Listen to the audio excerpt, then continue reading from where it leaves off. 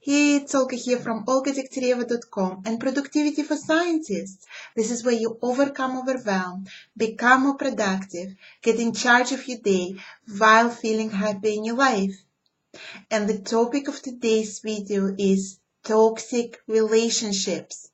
Now, this refers to your relationship with your supervisor or with your parents or something in the family or with your friends. Yeah, there are toxic relationships. So that's something that drains your energy. You feel maybe bullied or put down or that restrictive, or someone is really having high demands on you that really putting like a lot of unhealthy pressure on you. And the thing is, this kind of relationship, it's not good for your productivity. Yeah, it's reducing your productivity. It's slowing you down or even paralyzing you. And you can feel that it's draining your energy, you're losing your creativity, you maybe cry a lot, worry a lot about it, and it's generally it's not good for you, for your health, productivity, and your life, right? So today we want to talk about it so that you can recognize that this kind of relationship is happening in your life, and then we'll talk about what to do about it. Now, the relationship with a supervisor, again, I've heard now over the past years from so many PhD students about their difficult relationship with their supervisor that can be described as toxic, that they're being bullied, put down, really receive lots of deprecating remarks that are really, not really polite, but not really acceptable. Okay, and the problem is that these PhD students are taking it personally and they think it's something wrong with them, it's something they're doing something wrong, that they are not good enough. And maybe and maybe you resonate with the situation that you had a good experience in your undergrad and masters, and now during the PhD student studies, you have this kind of supervisor that puts you down, gives you really the criticism that is very personal, saying, oh, you just can't do anything right, you don't know anything, don't even like ask questions at their talk because you don't know anything, you're just not good enough, right? So you might be thinking for many years in your PhD studies that it's your fault, something wrong with you. And in my work with PhD students, they many shared that they started to recognize that actually it's not just them, it's not just their fault, it's actually other PhD students suffer the same from this same person or other staff members, or there are some comments that no, this person, he's just not on, the way he or she behaves, it's not acceptable. And that has been my role, to help these PhD students to recognize that, and recognize that it's a toxic relationship, it's the supervisor who is toxic and not appropriate, and help them to rebuild their confidence by increasing self-esteem, self-confidence, setting boundaries, working with negative thoughts, limiting beliefs, unproductive patterns, unhealthy patterns that they develop, to really help them to turn it around. So this is one thing. This is toxic relationship with your supervisor. And the way we tackled it in my programs is a couple of PhD students, they requested the change of the supervisors. Others just really focused on working on their self-esteem and self-confidence, and then their supervisor changed how they relate to them. So this is what's possible for you too. Now, the second part of this video is a toxic relationships with the parents, like family and friends. And right now I want to focus on parents.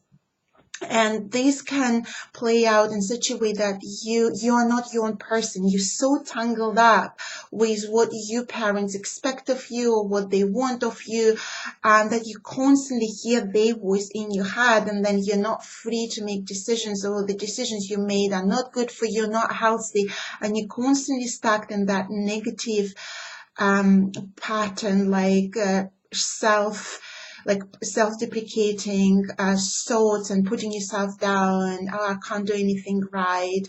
Or they said I'm not good enough, so I'm not good enough, and so on and so on. And then, of course, it's affecting your productivity and how, your ability to achieve your goals and to go for what's important for you. And here I can personally relate because I had what I considered a toxic relationship with my parents, with my mom. And it was very difficult for me to just even make sense of that because, and I haven't talked about it publicly because my mom is also a scientist and she's known by many scientists. And there, back then, it was 12 years ago when I was trying to work through that.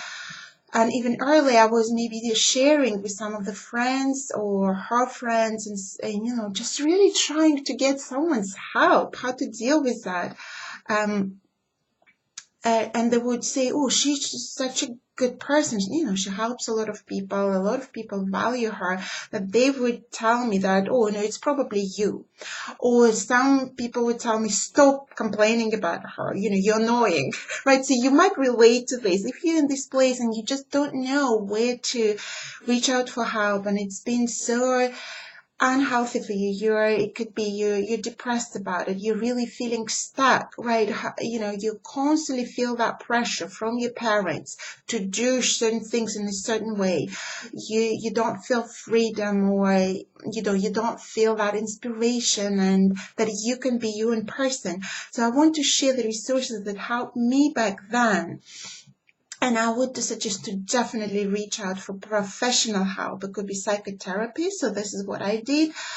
We do it in my coaching programs. We address these things, and again, by helping the participants to set boundaries, to work on the negative thoughts, limiting beliefs, unhealthy and productive patterns, raise their confidence. We address these issues. And today I want to share with you 2 books. So the books are great for helping you with that.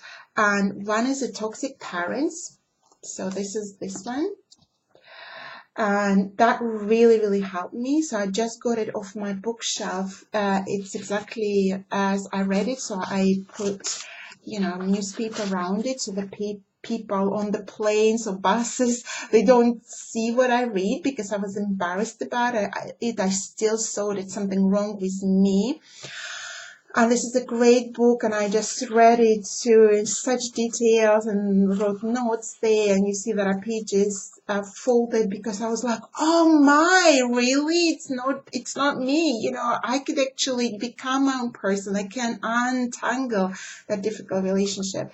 So I definitely recommend to start with this. And the other one is this book. Again, I just got it off my bookshelf and I read it again 12 years ago.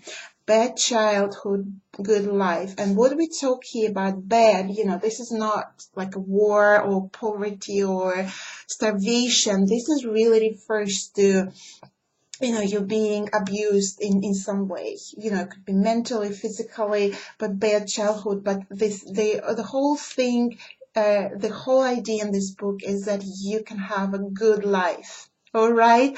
So this is the books that really helped me. Go and get them.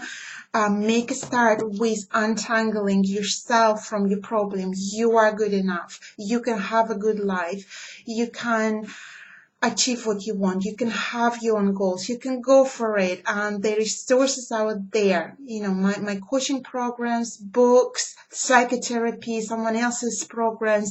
Go for it. Reach out. Do it, because you can have good lives. This is my message to you. I hope it's serving you and this video has been useful.